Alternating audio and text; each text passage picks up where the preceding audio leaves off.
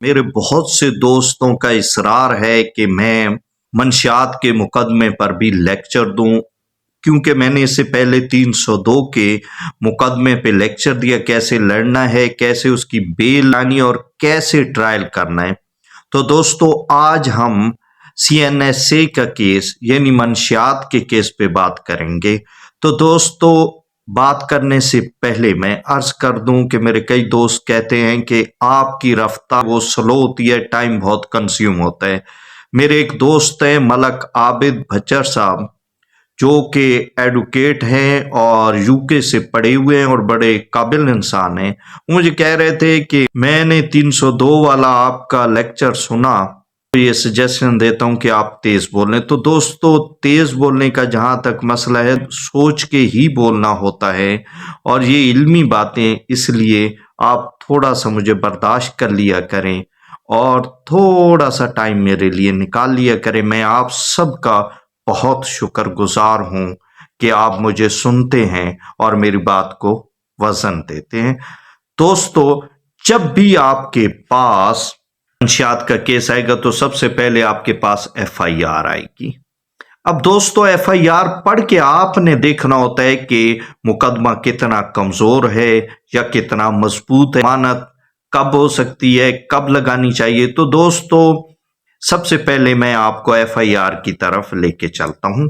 تو FIR میں عموماً 9B اور 9C کے دفعات لگائے جاتے ہیں۔ یہ پرانے دفعات ہیں، ابھی اس میں چینجنگ بھی آ چکی ہے مقدار کے حوالے سے۔ پرانی یہ ہوتا تھا کہ 100 گرام تک ہوتا تھا تو 9A، اور اگر 999 گرام تک ہوتا تھا تو 9B، اور جب 1000 یا اسے باؤ چلا جاتا تھا تو پھر 9C لگ جاتا تھا۔ دوستو 9B کی پہلے بیل جو ہے آسان تھی، 9C کی مشکل ہوا کرتی تھی۔ اب دوستو درجہ بندی کر دی گئی ہے اسی سیکشن کے اندر۔ تو دوستو جب بھی آپ کے پاس FIR ہے تو آپ نے یہ دیکھنا ہے کہ FIR کے اندر مستغیث کون ہے۔ تو مستغیث عموماً سب انسپیکٹر لیول کا پولیس افسر ہوتا ہے۔ آپ نے یہ دیکھنا ہے کہ وہ جو کمپلینٹ ہے کیا اسی نے برآمد کی تھی۔ اگر ایسا ہی ہے، تلاشی لیتا ہے اور پھر یہ برآمد ہوتی ہے تو اس کا یہ اقدام غیر قانونی ہے، کیونکہ ASI لیول کا شخص انویسٹیگیٹ نہیں کر سکتا، اس کو سب انسپیکٹر کو منتقل کرنی ہوتی ہے تفتیش۔ دوستو دوسری بات، جو کمپلینٹ ہے آیا وہی IO بھی ہے؟ جب ایک کمپلینٹ ہے، ایک مدعی ہے، پھر وہ تفتیش بھی کر رہا ہے تو یہ اس کی ڈیول کریکٹر ہو جاتا ہے، جو کہ قانون اس کو شک کی نظر سے دیکھتا ہے۔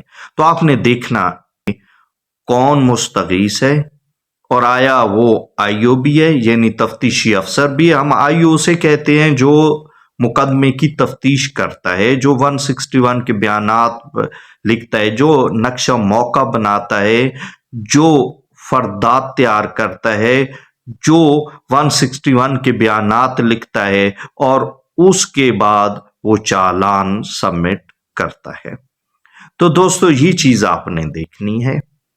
اب دوستو دوسری بات یہ دیکھنا ہے کہ یہ جو برآمدہ چرس ہے یہ کس شکل میں ہے۔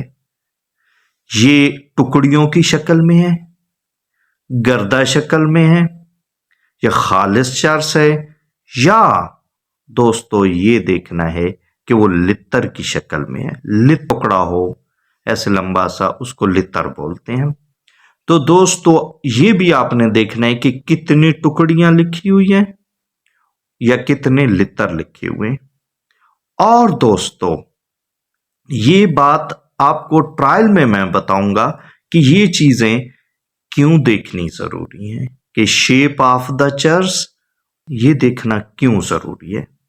دوسری بات دوستو آپ نے یہ دیکھنا ہے سیمپل لیے گئے، کیونکہ جو بھی چیز برآمد ہوتی ہے IO پھر اس میں سے 10 گرام لے کر ہے انالیسس کے لیے، اس کے 2 پارسل بناتا ہے۔ ایک وہ پارسل جس میں وہ سیمپل لیتا ہے 10 گرام، اور ایک وہ پارسل جس میں باقی ماندہ چرس جو ہے وہ ڈال کے پارسل بناتا ہے۔ وہ باقی ماندہ چرس جو ہے وہ تو مال خانے میں جمع رہتی ہے، لیکن سیمپل کو جب بھی مال خانے میں جمع کرایا جاتا ہے تو 72 گھنٹوں کے اندر اندر اس کو NFSA لیبارٹری بھیجنا ضروری ہوتا ہے۔ میں عرض کرتا ہوں کہ آپ نے دیکھنا ہے کہ اس کے سیمپل کہاں کہاں کس کس حصے سے لیے گئے، یعنی 1 لتر ہے اس کے دائیں بائیں سے لیے گئے، یا 2 لتر ہیں صرف ایک سے لیے گئے۔ اگر صرف 1 لتر سے جو ہے سیمپل لیا جائے گا تو وہ صرف اس لتر کی حد تک ہوگا۔ مثلا 2 لتر ہیں 500 گرام کے، تو جب 1 لتر سے سیمپل لیا جائے گا تو پھر یہ کیس 9C کا نہیں بنے گا، یہ 9B کا بنے گا، کیونکہ 1 لتر سے لیے گا، دوسرا لتر پتہ نہیں چرس ہے یا نہیں ہے۔ تو دوستو یہ چیز بھی آپ نے دیکھنی ہے کہ سیمپل کیسے لیے ہیں۔ پھر سیمپل جب وہ لیتا ہے تو پھر وہ اس کے اوپر اپنی مہر لگاتا ہے۔ یہ بڑا امپورٹنٹ اسپیکٹ ہے، یہ انتہائی ضروری چیز ہے۔ یہ آپ سمجھیں کہ ہر تفتیشی کی اپنی مہر ہوتی ہے۔ اب دیکھیں محمد اکرم ہے تو اس کی مہر بنی ہوگی، اور وہ جو اس کے نام کے پہلے حروف ہیں ان پہ مہر بنائی جاتی ہے، یعنی محمد اکرم کی ہوگی MA، M سے محمد، A سے اکرم۔ یہ بھی آپ نے دیکھنا ہے کہ سٹیمپ کس کی لگی ہوئی ہے، کہیں کسی اور آئیو کی تو نہیں۔ یہ اکثر ہوتا ہے کہ تھانے کے اندر ہی بیٹھ کے کاروائی ہوتی ہے اور جس کی سٹیمپ پڑی ہوتی ہے وہ مارتی جاتی ہے۔ تو یہ چیز بھی آپ نے منشیات کے کیس میں دیکھنی ہے۔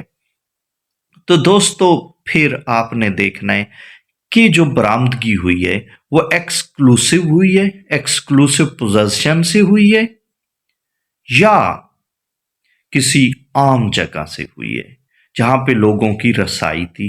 ایک شخص کی جیب سے، یہ اکثر جیب اور ڈب سے برآمد کرتے ہیں، اگر جیب سے یا ڈب سے یا مومی شاپر لفافہ تھا اس سے برآمدگی ہوئی ہے تو پھر یہ دیکھنا ہے شاپر تھا وہ ایکسکلوسیو پوزیشن میں تھا، اسی کے پاس تھا۔ اچھا، اور اگر شاپر سے ہوئی ہے یا کوئی اور چیز پڑی تھی، بیگ پڑا تھا کچھ، تو آئیو نے ملزم سے کہا کہ یہ تمہارا ہے، یہ پوچھے۔ اگر وہ نہیں پوچھتا، بیچ میں نہیں لکھتا کہ میں نے اسے پوچھا تھا کہ یہ تمہارا ہے، پھر بھی کیس کمزور ہے، بیل کے چانس ہیں۔ تو دوستو میں آگے ٹرائل میں بھی آپ کو کھل کے بتاؤں گا، آپ نے یہ 497 کے تحت بیل دائر کرنی ہے اور ان فیکٹس کو FIR کے اندر دیکھنا ہے، تو انشاءاللہ ضمانت ہو جائے گی۔ تو اس کے ساتھ ہی Saif Sarohi advocate Supreme Court of Pakistan کو اجازت دیجیے۔ اللہ حافظ۔